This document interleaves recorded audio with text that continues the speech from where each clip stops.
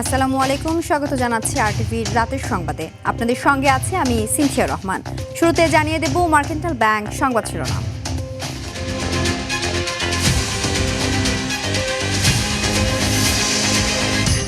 ভারী বৃষ্টি ও ঢলে কয়েক জেলায় আকস্মিক বন্যা, 5 জনের মৃত্যু, প্লাবিত 35 গ্রাম, পানিবন্দী লাখো মানুষ। চট্টগ্রামে স্থগিত এইচএসসি পরীক্ষা।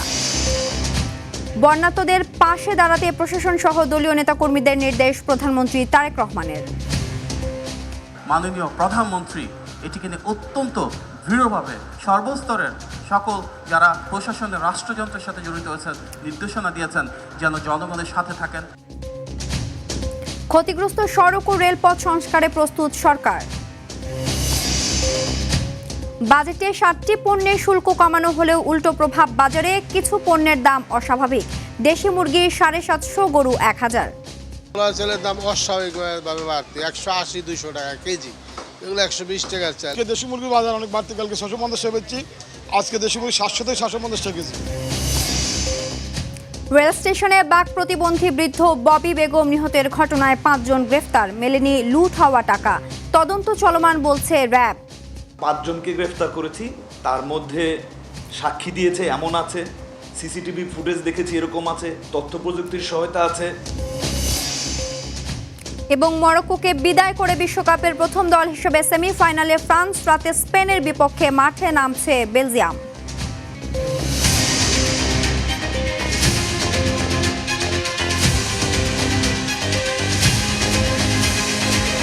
ভারী বৃষ্টিপাত ও উজানের ঢলে নদ নদীর পানি বাড়ায় দেশের বিভিন্ন জেলায় আকস্মিক বন্যার আশঙ্কা করছে বন্যা পূর্বাভাস ও সতর্কীকরণ কেন্দ্র। এদিকে বন্যার পানিতে ডুবে চট্টগ্রাম, কক্সবাজার ও মৌলভীবাজারে 5 জনের মৃত্যু হয়েছে। পানি বাড়ার সঙ্গে বন্যা পরিস্থিতির অবনতি হচ্ছে পার্বত্য 3 জেলাসহ চট্টগ্রাম, সিলেট, বরিশাল ও রাজশাহী বিভাগের জেলাগুলোয়। সাতকানিয়া সহ আশপাশের 7 উপজেলায় কাজ করছে সেনাবাহিনী। টানা বৃষ্টিতে দক্ষিণ পূর্বাঞ্চলের 5টি নদীর পানি বিপদসীমার ওপর দিয়ে প্রবাহিত হচ্ছে।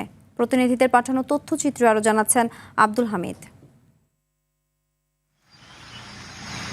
গত কয়েকদিনের ভারী বৃষ্টিপাত ও উজানের ঢলে নদ নদীর পানি বাড়ছে দেশের বিভিন্ন জেলায়। এমন অবস্থায় বন্যা কবলিত অঞ্চলগুলোতে আকস্মিক বন্যার আশঙ্কা করছে বন্যা পূর্বাভাস ও সতর্কীকরণ কেন্দ্র। সাঙ্গু, কুশিয়ারা সহ দক্ষিণ পূর্বাঞ্চলের 5টি নদীর পানি বিপদসীমার উপর দিয়ে প্রবাহিত হচ্ছে। আগামী 24 থেকে 48 ঘন্টায় ভারী বৃষ্টিপাতের সম্ভাবনার প্রেক্ষিতে ফেনী এবং চট্টগ্রাম বিভাগীয় হালদা নদী অববাহিকা এবং খাগড়াছড়ি, একই সাথে ময়মনসিংহ, নেত্রকোনা, শেরপুর এবং তিস্তা নদী অববাহিকার লালমনিরহাট, নীলফামারী এবং রংপুর জেলার কিছু নিম্নাঞ্চলে 48 ঘন্টায় স্বল্পমেয়াদী বন্যা পরিস্থিতির সৃষ্টির ঝুঁকি রয়েছে। বন্যার পানিতে ডুবে চট্টগ্রামে 2 জন, কক্সবাজারে 2 জন ও মৌলভীবাজারে 1 জনের মৃত্যু হয়েছে। সদরসহ বান্দরবানের 7টি উপজেলার 34টি ইউনিয়ন বন্যা কবলিত, পানিবন্দী প্রায় কয়েক হাজার মানুষ। পাহাড় ধসের কারণে জেলা সদরের সঙ্গে উপজেলাগুলোর সড়ক যোগাযোগ বন্ধ রয়েছে। কাজকর্ম করতে হইতেছি না, কোনো দিকে যাইতেও হইতেছি না, আমরা খুব অসহায় অবস্থা আছি। এখন আমরা বাচ্চা কাচ্চা নিয়ে অনেক সমস্যা আছি। এখন আমাদের যান চলাচল পথঘাট বন্ধ হয়ে গেছে। রাঙামাটির বাঘাইচড়ি, মরিশা, দিঘিনালা সহ বিভিন্ন এলাকায় যান চলাচল বন্ধ রয়েছে। বাড়ছে সুনামগঞ্জের সুরমা ও কুশিয়ারা নদীর পানি। বৃষ্টি অব্যাহত হলে 80 সেন্টিমিটার উপর দিয়ে বইছে মনু নদীর পানি। প্রতিরক্ষা বাঁধ ভেঙে প্লাবিত হয়েছে প্রায় 15টি গ্রাম। ওয়াবদার বান ভাঙ্গে খান্দিরপুলের এদিকে বাঙ্গা দিয়ে সালন গ্রামে পানি ঢুকে বহুত ক্ষতিগ্রস্ত হয়েছে। এদিকে বাড়িতে পানি ঢুকছে, রাস্তাঘাটে পানি ঢুকছে। ভয়াবহ রূপ নিচ্ছে হবিগঞ্জের খোয়াই নদী। প্লাবিত হয়েছে অন্তত 15টি গ্রাম। তলিয়ে গেছে নিম্নাঞ্চলের বসতবাড়ি, রাস্তাঘাট ও ফসলি জমি। অবস্থা বেশি খারাপ, আমরা অনেক ক্ষয়ক্ষতি হয়েছে, গরু বাছুর বা কুশাসা বাচ্চা চালু আমরা অসহায় পড়ছি, আমরা কই যাইমু। ভোলায় টানা 6 দিনের বৃষ্টিতে বিভিন্ন স্থানে দেখা দিয়েছে জলাবদ্ধতা। ঝালকাঠিতে আমনের বীজতলা এবং রোপা আমন পানিতে নিমজ্জিত হয়ে বড় ধরনের ক্ষতির আশঙ্কা করছেন চাষিরা। নোয়াখালীতে ভোগান্তিতে পড়েছেন প্রায় 1.5 লাখ পৌরবাসী। পানির নিচে চলে গেছে জেলা শহরের মাইজদি। আব্দুল হামিদ, আরটিভি। সারা দেশে বন্যা দুর্গত মানুষের পাশে দাঁড়াতে প্রশাসন ও দলীয় নেতাকর্মীদের নির্দেশ দিয়েছেন প্রধানমন্ত্রী তারেক রহমান। প্রধানমন্ত্রীর কার্যালয়ের মুখপাত্র ডক্টর মাহদি আমিন জানান, ইতোমধ্যে প্রধানমন্ত্রী ত্রাণ ও কল্যাণ তহবিল থেকে 2,15,00,000 টাকা এবং 2,500 মেট্রিক টন চাল পৌঁছে দেওয়া হয়েছে। অন্যদিকে বন্যা পরবর্তীতে ক্ষতিগ্রস্ত সড়ক ও রেলপথ সংস্কারে সব ধরনের প্রস্তুতি নেওয়া হয়েছে বলে জানিয়েছেন সড়ক পরিবহন ও সেতু প্রতিমন্ত্রী হাবিবুর রশিদ হাবিব। আলাদা অনুষ্ঠানে তারা এসব কথা বলেন। রুদ্র রফিকের রিপোর্ট। গেল কয়েকদিনের ভারী বর্ষণ আর পাহাড়ি ঢলে ইতোমধ্যে বিপর্যস্ত পার্বত্য চট্টগ্রামের জনজীবন। পানিবন্দী হয়ে পড়েছেন বন্দরনগরী চট্টগ্রামের লাখো মানুষ। এমন পরিস্থিতিতে ক্ষতিগ্রস্ত জেলাগুলোর ডিসি, এসপি এবং সিভিল সার্জনদের সঙ্গে কথা বলে সার্বিক পরিস্থিতির খোঁজখবর নেন প্রধানমন্ত্রী তারেক রহমান। এ সময় ক্ষতিগ্রস্তদের পাশে থাকার জন্য প্রশাসন ও দলীয় নেতাকর্মীদের নির্দেশনা দেন তিনি। শুক্রবার সরকারি বাংলা কলেজের প্রাক্তন শিক্ষার্থীদের মিলন মেলায় প্রধানমন্ত্রী কার্যালয়ের মুখপাত্র মাহাদি আমিন বলেন, বন্যার দুর্যোগ মোকাবেলায় সব ধরনের প্রস্তুতি নিয়েছে সরকার। সম্পূর্ণভাবে প্রশাসন, আইন শৃঙ্খলা বাহিনী, যেখানে প্রয়োজন সেনাবাহিনী এবং রাষ্ট্রের গুরুত্বপূর্ণ প্রতিটি অনুষঙ্গ ক্ষতিগ্রস্ত মানুষদের কিভাবে কষ্ট লাঘব করা যায়, কিভাবে তাদের কাছে খাদ্যপণ্য পৌঁছে দেওয়া যায়, কিভাবে পানি পৌঁছে দেওয়া যায়, স্যানিটেশন নিশ্চিত করা যায়, সেগুলো নিয়ে কাজ করছেন। অন্যদিকে রাজধানীর গুলিস্তানে জাতীয় রোলার স্কেটিং কমপ্লেক্সে দ্বিতীয় open wheels of fire skating প্রতিযোগিতার উদ্বোধন করেন সড়ক পরিবহন ও সেতু প্রতিমন্ত্রী হাবিবুর রশিদ হাবিব। এ সময় তিনি বলেন, বন্যায় ক্ষতিগ্রস্ত সড়ক ও রেলপথ সংস্কারে ইতোমধ্যে নির্দেশনা দেওয়া হয়েছে। যেসব জায়গায় রাস্তা কোনো নষ্ট হয়ে যাচ্ছে, আমরা ইতিমধ্যে আমাদের চিফ ইঞ্জিনিয়ার থেকে শুরু করে সড়কের সব আমাদের ডিভিশনগুলো যতগুলি আছে তাদেরকে নির্দেশনা দেওয়া হয়েছে। যদি কোথাও বৃষ্টির কারণে যদি সংস্কারের প্রয়োজন হয়, দ্রুততার সাথে সেই সংস্কার কাজ করে যাতে চলাচল উপযোগী করা হয় সে ব্যাপারে নির্দেশনা দেওয়া আছে। সরকারের পাশাপাশি নেতাকর্মীদেরকেও বন্যার্থদের পাশে দাঁড়ানোর আহ্বান জানান হাবিবুর রশিদ হাবিব।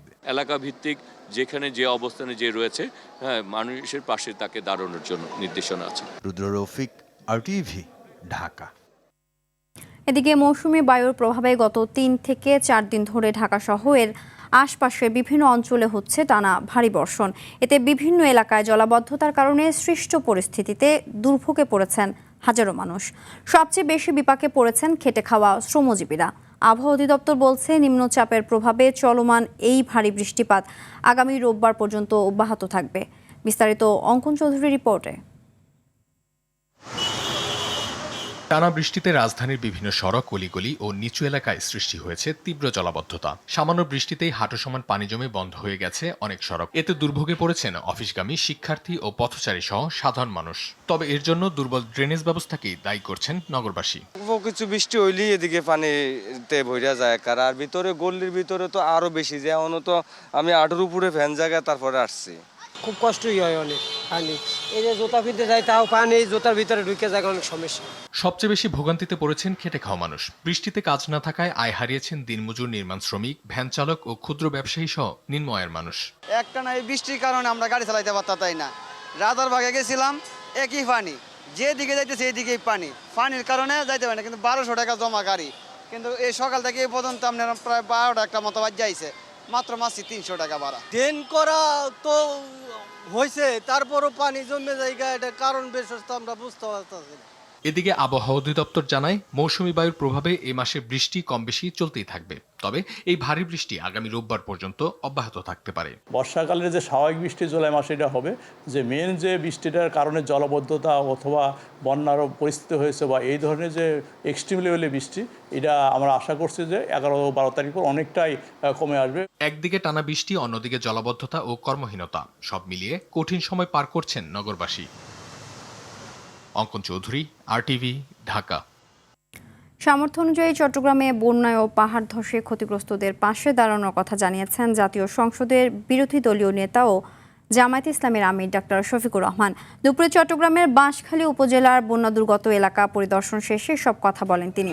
এ সময় তিস্তা মহাপরিকল্পনা বাস্তবায়নের দাবিতে আবারও জোরালো অবস্থানের কথা জানান জামায়াতের আমির। সরকার তিস্তা প্রকল্প বাস্তবায়নের অঙ্গীকার করেছে, তাই সরকারের আন্তরিক উদ্যোগে প্রকল্পটির কাজ দ্রুত দৃশ্যমান হওয়া উচিত বলেও মনে করেন বিরোধী দলীয় নেতা। আমাদের সীমিত সামর্থ্য অনুযায়ী আমরা এই বিপন্ন মানুষের পাশে দাঁড়াবো। বিশেষ করে নিহত পরিবারগুলোর পাশে আমরা কিভাবে দাঁড়াতে পারি সেটা আমরা চিন্তা করছি। তিস্তা মহাপরিকল্পনা বাস্তবায়নে আমাদের পক্ষ থেকে জোরালো দাবি উত্থাপন করা হয়েছে এবং সরকারের পক্ষ থেকে এই ব্যাপারে অঙ্গীকার ব্যক্ত করা হয়েছে। ফাঁসির রায় কার্যকর হওয়ার জন্যই গণঅভ্যুত্থানে ক্ষমতাচ্যুত সাবেক প্রধানমন্ত্রী শেখ হাসিনা দেশে ফিরবেন বলে মন্তব্য করেছেন জাতীয় নাগরিক পার্টির আহ্বায়ক ও জাতীয় সংসদের বিরোধী দলীয় চিফ হুইপ নাহিদ ইসলাম। বলেন, রায় হয়ে গিয়েছে, এখন এই সরকারের উচিত যথাযথ কূটনৈতিক ও আইনি প্রক্রিয়ায় গণহত্যাকারীকে দেশে ফিরিয়ে এনে রায় কার্যকর করা। বিকেলে রাজধানীর কাকরাইলে ডিপ্লোমা ইঞ্জিনিয়ার্স ইনস্টিটিউশনে আন্তর্জাতিক ক্ষুদ্র, ছোট ও মাঝারি শিল্প বা উদ্যোগ দিবস 2026 উপলক্ষে আয়োজিত আলোচনা সভা ও সম্মাননা প্রদান অনুষ্ঠানে একথা বলেন তিনি। শেখ হাসিনার রায় অলরেডি হয়ে গিয়েছে, এখন এটা কার্যকর করতে হবে। শেখ হাসিনা যদি দেশে ফিরে, কেবলমাত্র ফিরবে ফাঁসির রায় কার্যকর হওয়ার জন্য। ফলে সেটার জন্য আমরাও চাই যে ফাঁসির রায় কার্যকর হোক, শেখ হাসিনা সহ অন্য যাদের বিরুদ্ধেই এই রায় হয়েছে। বাজেটে নিত্য পণ্যের শুল্ক কমানো হলেও কমেনি ভোগ্য পণ্যের দাম। মাছ, মাংস, ডিম, আলু সহ অধিকাংশ পণ্যের দাম বেড়েছে। সেই সাথে অস্বাভাবিক হারে দাম বেড়েছে পোলাও চালের।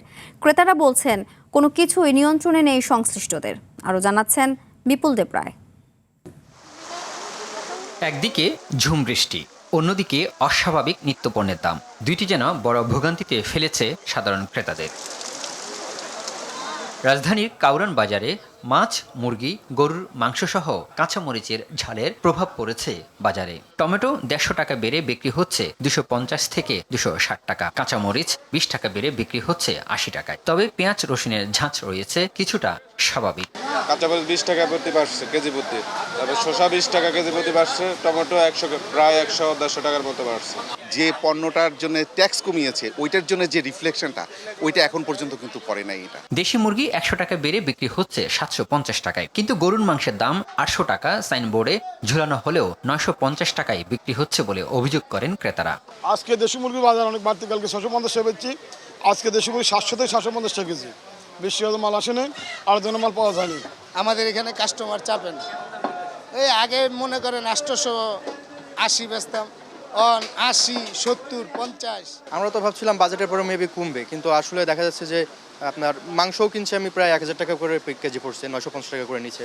এদিকে স্বস্তিতে নেই মাছের বাজারও। অন্যদিকে পোলাও চালের অস্বাভাবিক দাম চালের বাজারের অস্থিরতা বাড়িয়েছে বলে অভিযোগ করেন বিক্রেতারা। পোলাও চালের দাম অস্বাভাবিকভাবে বাড়তি, 180-200 টাকা কেজি, এগুলো 120 টাকার চাল। দেশি মাছের বাজার একটু চড়া, বিশেষ করে আমাদের একেবারে নদী নালার যে মাছগুলো সেগুলো একেবারে আকাশচুম্বী। বাজেটে 60টি নিত্যপণ্যের শুল্ক কমানো হলেও তার প্রভাব বাজারে না পড়ার কারণ হিসেবে বাজার মনিটরিংয়ের দুর্বলতা বলে মনে করছেন সংশ্লিষ্টরা। বিপুল দেব রায়, RTV, ঢাকা। রেল স্টেশনে বাক প্রতিবন্ধী বৃদ্ধা ববি বেগমকে হত্যা ও লুটের ঘটনায় 5 জনকে গ্রেফতার করেছে র্যাব। বিকেলে র্যাবের মিডিয়া সেন্টারে সংবাদ সম্মেলনে র্যাব 11 তথ্য জানায়। বলেন, স্টেশনের একটি পরিত্যক্ত কক্ষে আশ্রয় নেওয়া অসহায় নারীকে মারধর করে লুটে নেওয়া হয় তার দীর্ঘদিনের জমানো টাকা। পরে হাসপাতালে নেওয়ার পথে মৃত্যু হয় তার। আরও জানাচ্ছেন আব্দুর রহিম।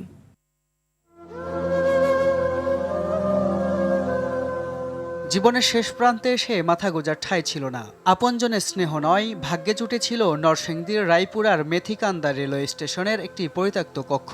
সেখানেই দিনের পর দিন কাটছিল 70 বছর বয়সী বাক প্রতিবন্ধী ববি বেগমের জীবন। মানুষের সহানুভূতি আর সামান্য সাহায্যের জমানো কিছু টাকাই ছিল তার শেষ সম্বল, কিন্তু সেই সামান্য সঞ্চয় কাল হয়ে দাঁড়ায় তার জীবনে। গত 4 জুলাই গভীর রাতে একদল দুর্বৃত্ত তার কক্ষে ঢুকে টাকার জন্য নির্মমভাবে মারধর করে। চোখ মুখ সহ শরীরের বিভিন্ন স্থানে গুরুতর জখম হন তিনি। 4 দিন মৃত্যুর সঙ্গে লড়াই করে অবশেষে 8 জুলাই রাতে হাসপাতালে নেওয়ার পথে শেষ নিঃশ্বাস ত্যাগ করেন ববি বেগম।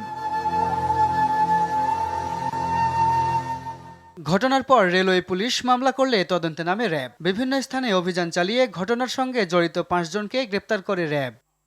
মামলার তদন্তকারী কর্মকর্তার সহায়তা, গোয়েন্দা তথ্য প্রযুক্তির সহায়তা, ঘটনাস্থল পরিদর্শন, প্রত্যক্ষদর্শীদের তথ্য সংগ্রহ এবং ধারাবাহিক অভিযানের মাধ্যমে আমরা মোট 5 জনকে শনাক্ত করি এবং গ্রেফতার করি। লুট হওয়া টাকার বিষয়ে প্রশ্ন করলে র্যাব জানায়, প্রাথমিক জিজ্ঞাসাবাদের পর অন্যান্য আলামত যাচাই বাছাই করে তদন্ত চলমান রয়েছে। তদন্তকারী কর্মকর্তা ফার্দার তদন্ত করবেন এবং বিচারিক প্রক্রিয়ার মাধ্যমে চূড়ান্ত সত্য উদ্ঘাটিত হবে। এগুলো সবই তো ছিল আমাদের প্রাথমিক জিজ্ঞাসাবাদের মাধ্যমে আর এই সকল সার্কামস্টেন্সিয়াল এভিডেন্সের মাধ্যমে আমরা তাদেরকে গ্রেফতার করেছি। ববি বেগমের মৃত্যু শুধু একটি হত্যাকাণ্ড নয়, সমাজের মানবিক দায়বদ্ধতারও একটি নির্মম প্রতিচ্ছবি। স্বজনহীন এই বৃদ্ধার জন্য দেশবাসীর একটাই চাওয়া, দোষীদের সর্বোচ্চ শাস্তি নিশ্চিত করা হোক।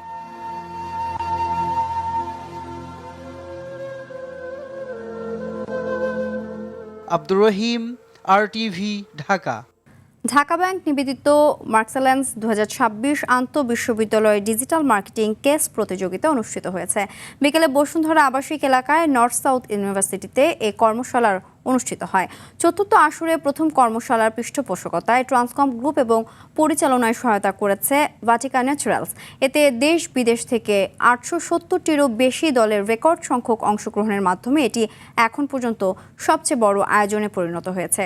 প্রতিযোগিতায় সেরা 6টি দল গ্র্যান্ড ফিনালেতে অংশগ্রহণের যোগ্যতা অর্জন করে। পুরস্কারের মোট অর্থমূল্য ছিল 5,20,000 টাকা।